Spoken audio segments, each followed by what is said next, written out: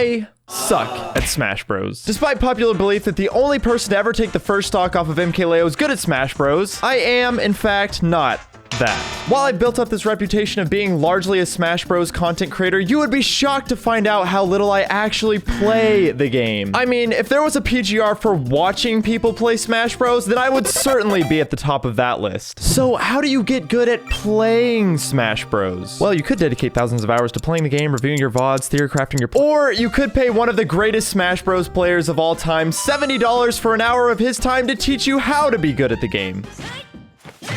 What you just did right there, that's a terrible habit. Or tell you how bad you already are at the game so you know exactly where to improve. But who is Mewtwo King exactly? I hear you asking, young viewer who's never watched competitive Smash Bros. Well, simply put, Mewtwo King is arguably the greatest Smash player of all time. He's managed to be successful in every single Smash game that he's touched for such a long period of time that there is certainly an argument to be made that he deserves the throne. He's won over hundreds of tournaments throughout his Smash career and has been one of the highest earners from strictly tournament winnings. Higher than players that you might know like Mango, the aforementioned MKLeo, and... Oh. When I first started watching competitive Smash about 8 years ago, Mewtwo King was actually my favorite player. So, of course, when I started looking for a professional player to take a lesson with, Mewtwo King was one of the first players to pop into my head. I immediately headed over to Metafy, and scheduled my lesson. When asked what my goals were, I simply had to be honest. Become the greatest Smash player there ever was. With that simple goal taken into account, now all that I had to do was wait for my lesson. Wow, that was fast. It's already time to learn. But if learning Smash doesn't quite tickle the taste buds, how about learning to cook with today's sponsor, HelloFresh? If Smash Bros skills aren't something that you're looking to freshen up, then how about expanding that cooking knowledge with HelloFresh? If you're like me, cooking can be quite the challenge. Luckily, HelloFresh is here to save the day by providing mouth-watering seasonal recipes and fresh, pre-measured ingredients delivered right to your door.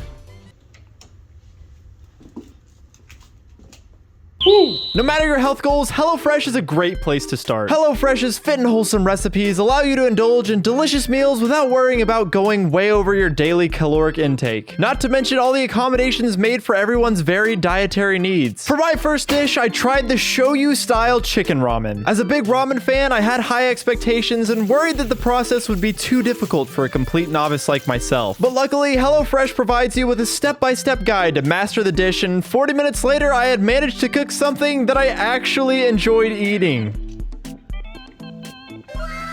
And the best part, the pre-portioned ingredients meant no waste. Use my link in the description below or go to HelloFresh.com and use code POGCaptainKid16 for up to 16 free meals plus 3 surprise gifts across 6 HelloFresh boxes. Plus free shipping. Gifts include free appetizers, free desserts, and free premium recipes. Thanks again to HelloFresh for sponsoring this video. Now back to me getting cooked up in Smash.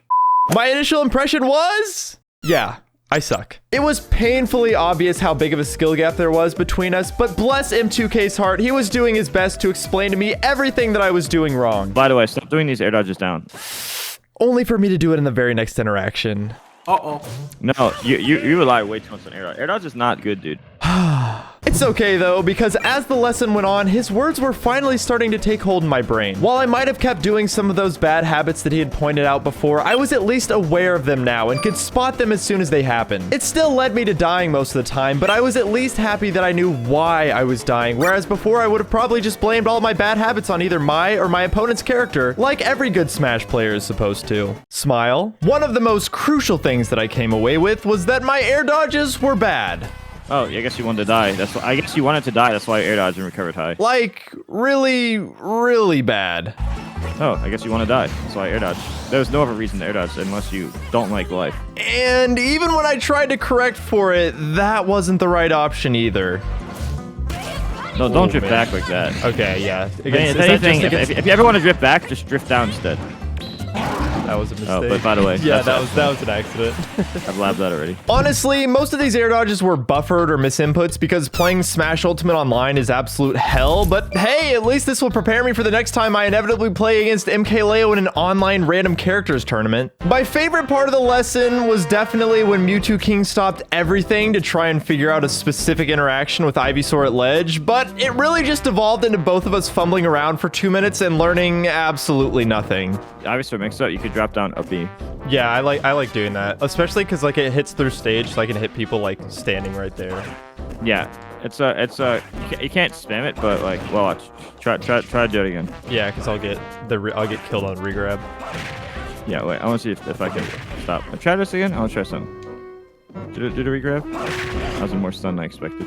Yes, restart. I keep messing it up, Way sorry. lower. Yeah. Super low. Whatever. My biggest takeaway was that if I truly wanted to become a great Smash player, one of the first steps was to develop supernatural powers that would allow me to see into the future.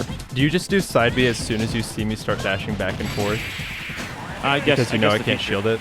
No, I predict the future. Also, Okay. you weren't handling it very well, so I kept spamming it. If I noticed my opponent's a weakness, I always just spam it. Right, that makes sense. But if I noticed it wasn't working, I would stop using it. A skill that apparently not many possess.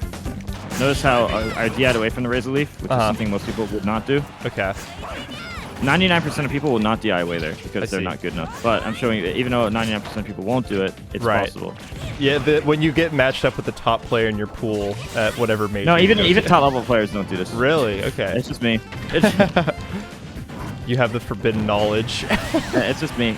Sabi? I guess Sabi's Now, gone. yeah, now I have to. Yeah, I knew it. I knew it. You called my hand. You're in my head. Right now, you might run off the platform.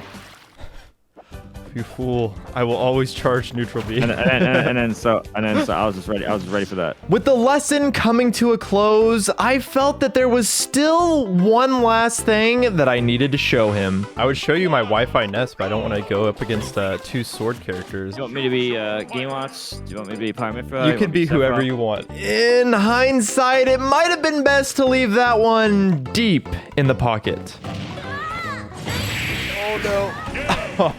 Truthfully, this lesson was very informative, and I learned a lot about my bad habits and how to make better decisions when playing the game. So, if you're looking to level up your Smash game and can afford the cost, I would definitely recommend taking lessons with someone as knowledgeable about the game as Mewtwo King. So now that I had been instilled with the wisdom of one of Smash's greatest players, it was time to put what I'd learned into practice. It was time to become the greatest Smash player of all time. I grabbed my controller and set off to compete in the most stacked tournament of all time, where I totally got paired with an opponent who is ranked #1 in the world and definitely still plays Ike. It was a tough and treacherous battle, but somehow I managed to overcome all the odds and take home the victory. And with that, I had achieved my goal.